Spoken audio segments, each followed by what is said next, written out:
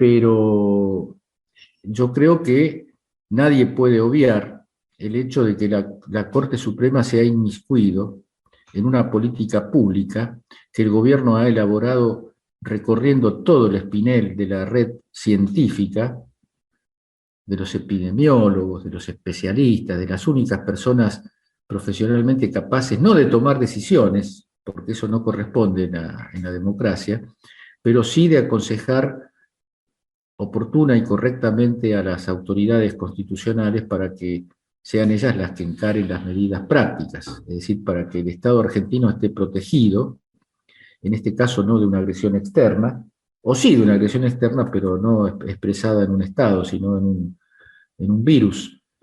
Es decir, no hay competencia más alta que la de la ciencia para asesorar y la del gobierno democrático para tomar decisiones.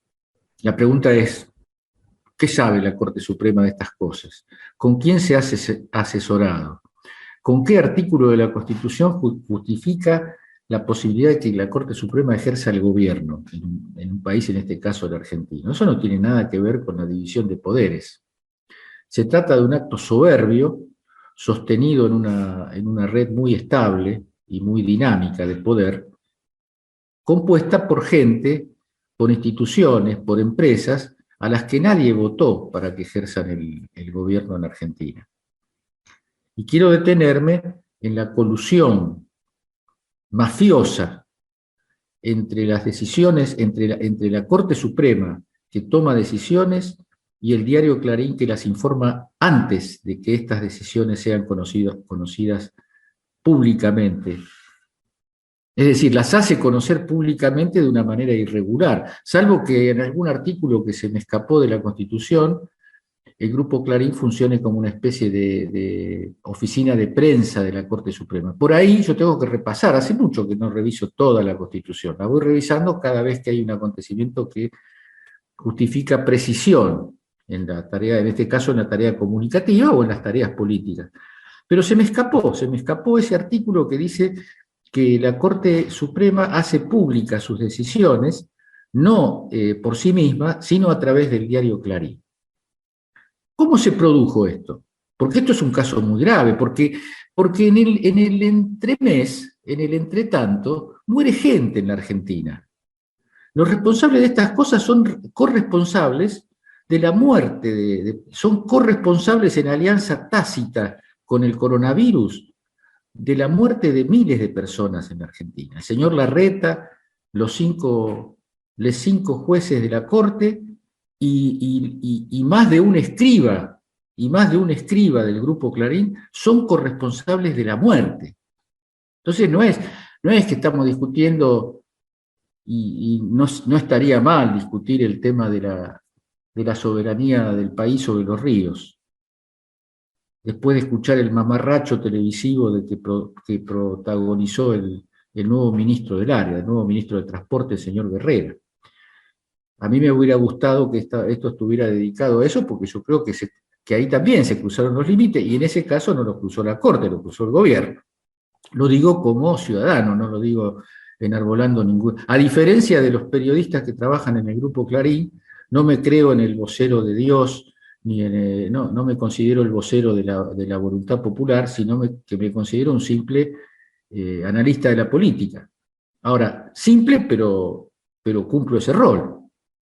Introduzco mi opinión súper modesta en el flujo de opiniones de todo tipo, pero yo lo hago considerando la relatividad de lo que digo. Cuando uno escucha a algunos periodistas de Radio Mitre o de Canal 13 o de TN, parece que estuviera hablando con un revelado, con una persona que ya se introdujo en los secretos, en los misterios más íntimos de la humanidad.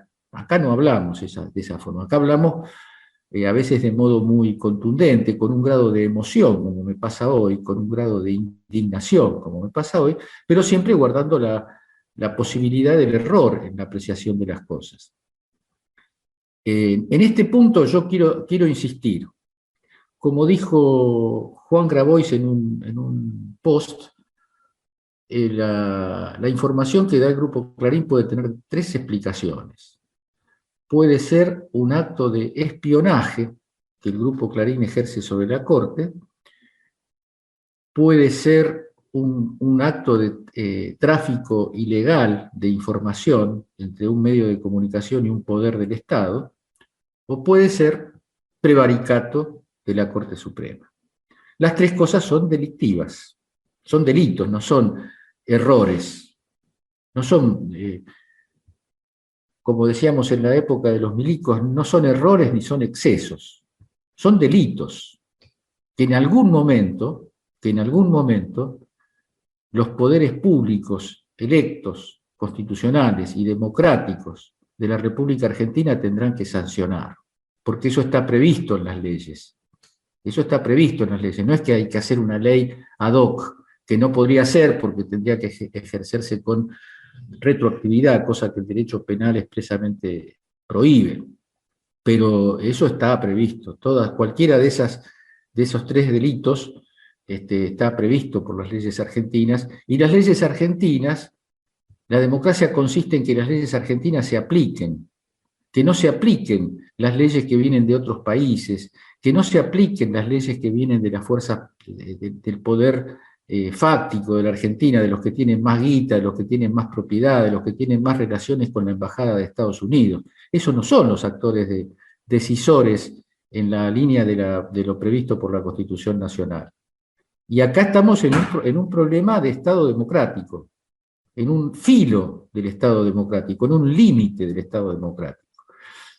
Como siempre, la voz que con 15 o 20 palabras en un tuit nos permite colocarnos inteligentemente en los virajes que da la situación política, como siempre esa voz es la de la expresidenta Cristina Fernández de Kirchner, que afirma, no lo voy a decir textual porque no lo tengo a la vista, y tampoco es importante la textualidad, sino que habla de los golpes de Estado no son como eran antaño. No se anuncian con un clarinete en alguna radio oficial, no tienen militares desplegados en la calle, no tienen estatuto número 1 de la revolución tal o cual, sino que tienen estas cosas, estos mini golpes que se van encadenando. ¿Con vistas a qué? Con vistas a crear una situación de ingobernabilidad, porque la Argentina entra en una etapa, pero estamos entrando cada vez más en una etapa donde tenemos una enorme proporción de los hermanos y hermanas argentinas que la están pasando muy mal en términos económicos y sociales, y afectados desigualmente según sean sus recursos,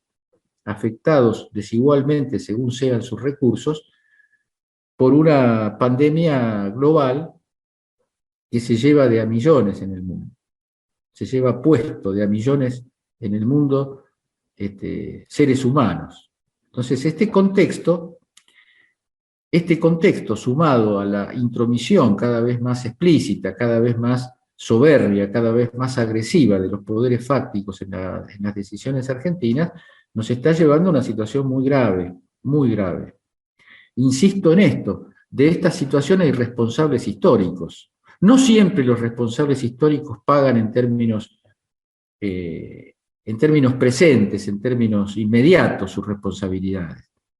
Los milicos de la dictadura cívico-militar que asumió en el 1976, durante 7 años estuvieron completamente impunes. La única ley que gobernaba la Argentina era la voluntad omnímoda de un poder al que nadie convocó y al que nadie votó. Pero después, el tango dice, después, ¿qué importa del después? Pero yo digo hoy, en este estado de ánimo que me envuelve, que el después importa, porque siempre hay un después, y el poder no es un objeto que uno compra, que uno adquiere, y lo tiene abajo de la cama y lo usa cuando quiere, y cuando no quiere también lo usa.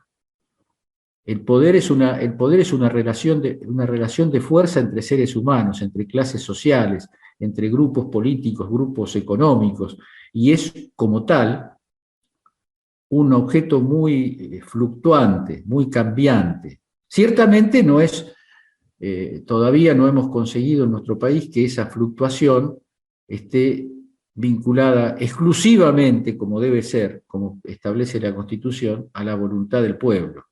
en la conformación de ese poder intervienen otros ingredientes que poco conectados están con la voluntad del pueblo, salvo que la voluntad del pueblo sean las encuestas que publica Paladini en Clarín. Che, Paladini, haceme una encuesta donde baja la simpatía con Alberto Fernández. Y a la hora y media es un trabajo fácil. Estudias 2 o 3 encuestas que hayas leído alguna vez en tu vida, las preguntas que se hacen, lo que contesta la gente, y la verdad que eso, como le diría Papo a Paladini, búscate un trabajo honesto, ¿no? Buscate un trabajo honrado, no trabajés de dibujar encuestas porque queda feo, queda feo. Entonces yo creo que acá se abre un periodo muy tenso de la política argentina.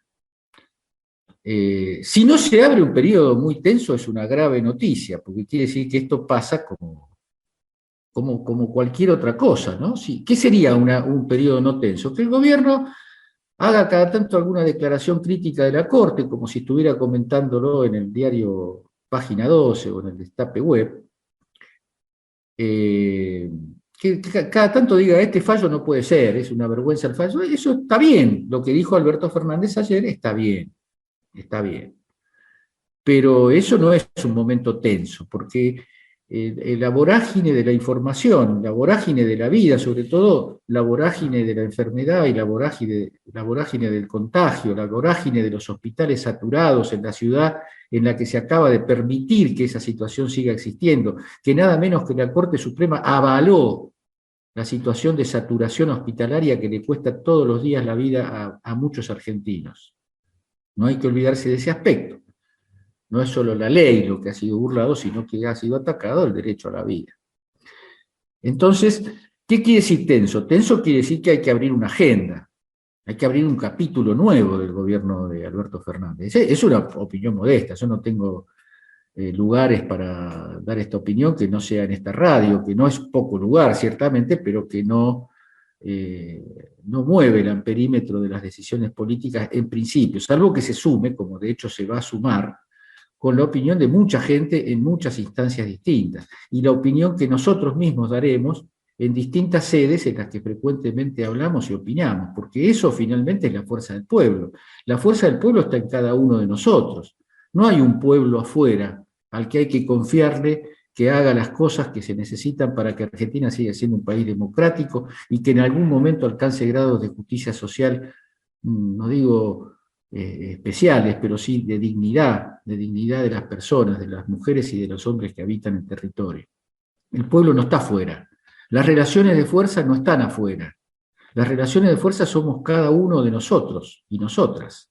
Este es un principio que me parece que cada tanto es bueno recordar, porque ahora se abre un camino donde las relaciones de fuerzas van a ser decisivas, porque yo quiero imaginarme, no sé si me imagino, pero quiero imaginarme que las propuestas de la reforma judicial, 2 propuestas distintas quiere decir para distintos aspectos del Poder Judicial, presentadas por el Gobierno Nacional, duermen el sueño de los justos en el Congreso. Y eso, en última instancia, es responsabilidad del Poder Ejecutivo. Eso no lo digo en el sentido de la abrogación. Ya veo que la Nación, dice Moca, quiere disolver el Poder Legislativo y constituir un unicato, y esas pavadas que frecuentemente, periódicamente se ponen en las editoriales de la Nación. ¿Cuándo? Cuando alguien habla de tocar algún nervio de la propiedad privada concentrada. Si vos decís, che, por ahí estás en un programa y decís, ¿a vos te parece que la tierra en Argentina está bien repartida? Que en el país, medio país está deshabitado y vos no le podés dar techo a millones de argentinos. ¿Te parece bien eso, flaco? Y ahí sale la editorial de La Nación, peligroso cuestionamiento de las líneas duras de la parte pétrea, dicen, de la Constitución. La parte pétrea es la que protege la guita de ellos. La que protege la guita de ellos es una parte que, la piedra, que sí que no podés meterte con la piedra, te podés meter con algo blando. ¿Y lo blando qué? Y lo blando es el artículo 14 bis de la Constitución. Nadie se preocupa porque no se trata de que alguien cuestione el artículo 14 bis, sino que simplemente el artículo 14 bis ha sido derogado por la costumbre.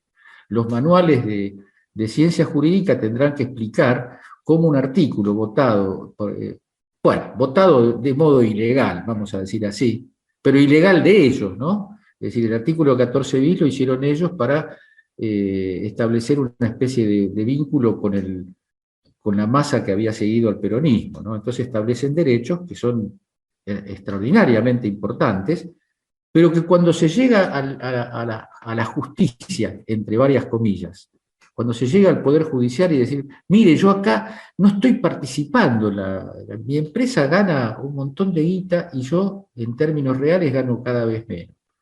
Entonces ahí el Poder Judicial dice, lo que pasa, usted no entendió, porque como no fue a la Facultad de Derecho, usted simplemente es un laburante, no entiende que la Constitución tiene cláusulas efectivas y cláusulas programáticas.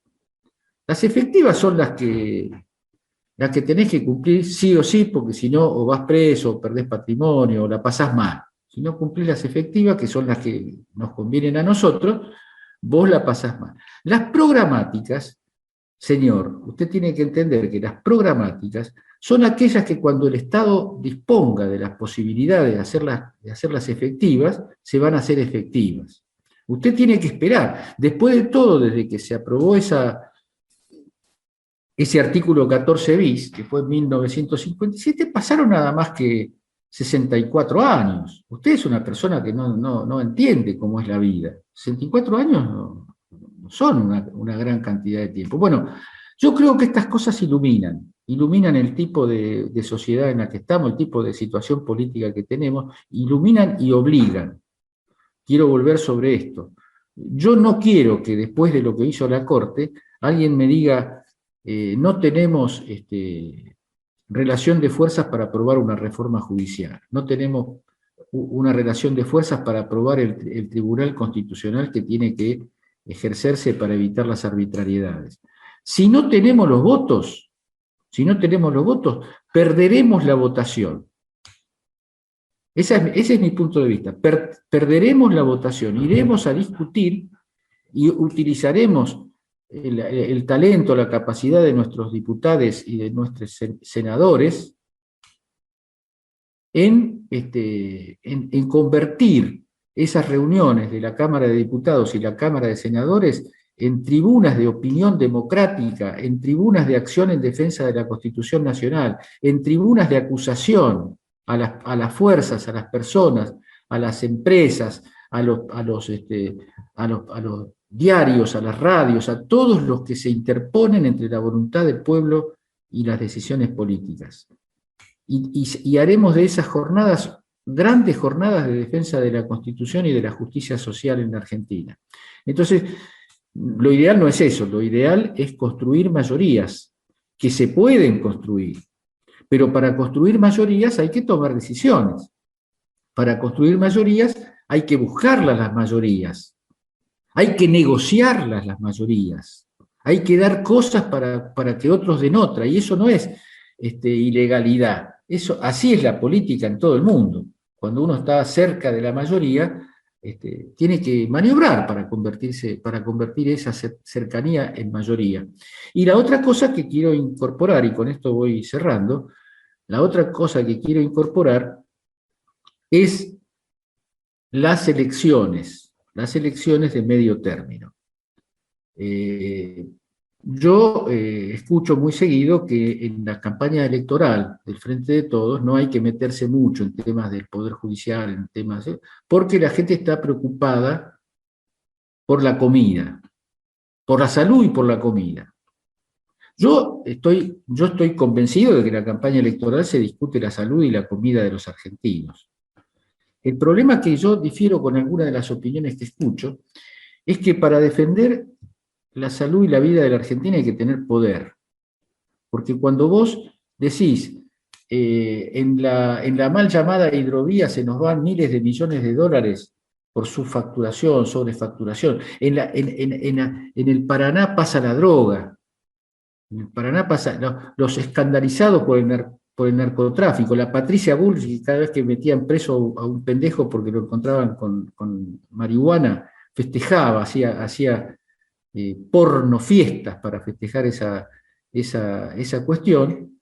No la he escuchado decir nada de esto, y esto no lo inventé yo, ¿eh? Esto tiene testigos y tiene personas que conocen este tema que saben mucho más que yo.